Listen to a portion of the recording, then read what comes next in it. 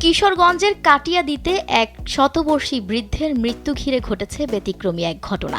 মৃত্যুর পর পরিবারের শোকের পরিবেশে যখন শেষ বিদায়ের প্রস্তুতি চলছিল, তখনই বেজে ওঠে বাদ্যের সুর। কারণ জীবদ্দশায় এমনটাই ছিল বৃদ্ধ শামসুদ্দিনের শেষ ইচ্ছা।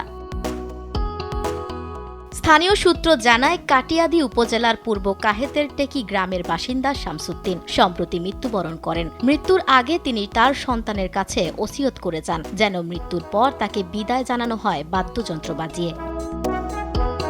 পিতার সেই ইচ্ছা পূরণ করতে গিয়ে বাদ্যের তালে নাচতেও দেখা যায় তার ছেলে খায়রুল ইসলামকে। ঘটনাটির ভিডিও ও খবর দ্রুত এলাকা জুড়ে ছড়িয়ে পড়লে শুরু হয় নানা আলোচনা সমালোচনা।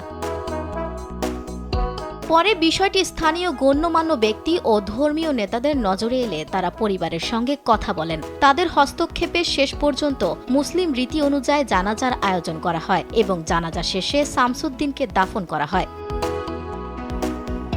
এই ঘটনায় এলাকায় মিশ্র প্রতিক্রিয়ার সৃষ্টি হয়েছে। কেউ বলছেন এটি ছিল একজন পিতার শেষ ইচ্ছা পূরণের চেষ্টা, আবার কেউ মনে করছেন ধর্মীয় বিধান ও সামাজিক রীতিনীতির সঙ্গে এমন আয়োজন সামঞ্জস্যপূর্ণ নয়।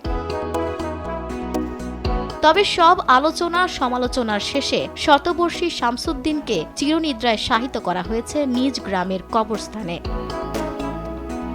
আফসানা ভুঁইয়া, দেশ টিভি।